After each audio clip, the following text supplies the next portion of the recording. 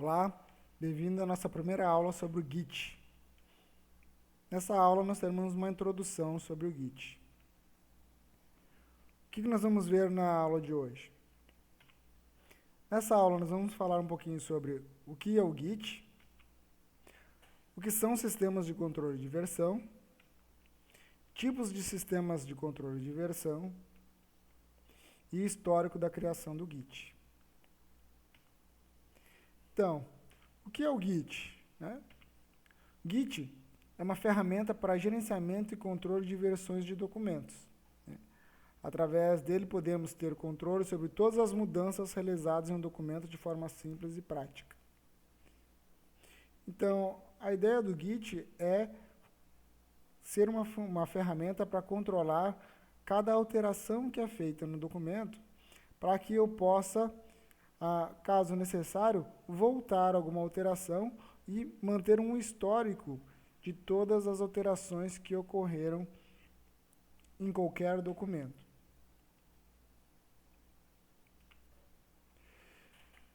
Beleza, mas o que são os sistemas de controle de versão?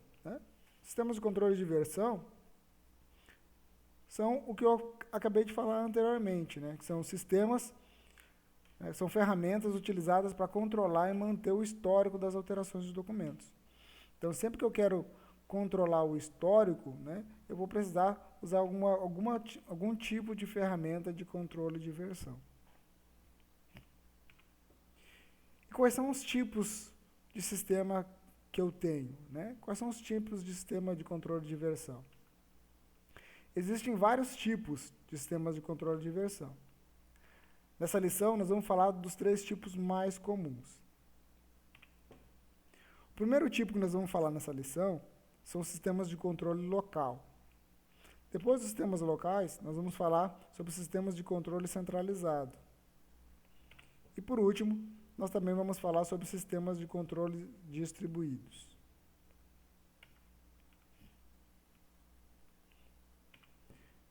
Então, sistemas de controle local. Então, o sistema de controle local é a forma mais comum quando iniciamos e também é a menos eficiente.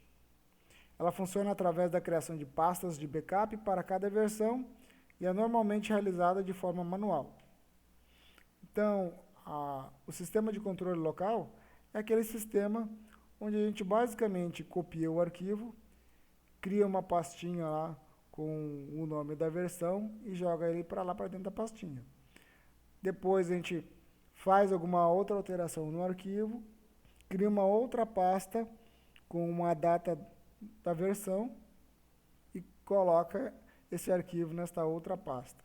Então eu vou tendo várias pastas, com os meus arquivos alterados ao longo do tempo. Essa é a forma mais comum, Muitas vezes a gente faz isso em trabalhos de faculdade, ou em trabalhos escolares. E também é a forma menos eficiente. Por que ela é menos eficiente?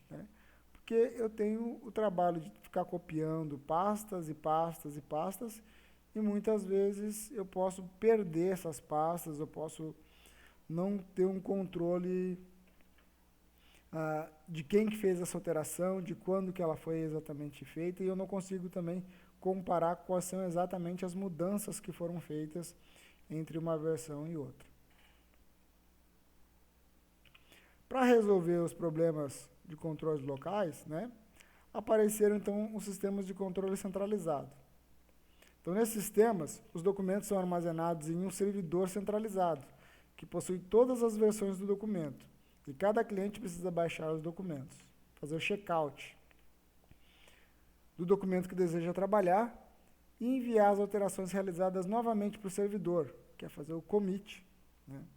Então, nesse tipo de sistema, a gente encontra o CVS e o Subversion, que são exemplos que se encaixam nesse tipo de sistema de controle centralizado. Eu vou ter os meus documentos todos em um servidor e eu baixo esses documentos, fazendo um checkout para a minha máquina, faço atualizações nesse documento e, por fim, envio novamente essas atualizações para um servidor. e o servidor vai ter sempre o histórico de todas as atualizações do documento. O CVS e Subversion são ferramentas muito utilizadas, mas para equipes grandes, eles dão um pouco de trabalho. Por isso, né, pensando nesse trabalho todo que existia quando se utilizava esse tipo de ferramenta, foram criados os sistemas de controle distribuído. Nesse sistema, cada cliente, né, cada máquina, possui uma cópia completa do repositório e pode executar tanto a função de cliente como de servidor. E o Git, ele se enquadra nesse tipo de sistema. Ele é um sistema de controle distribuído. Né? Então, eu tenho um repositório local que funciona na minha máquina e a minha máquina pode servir como um repositório remoto, como um servidor para outras máquinas, ou eu posso acessar o meu repositório através de uma máquina servidora também.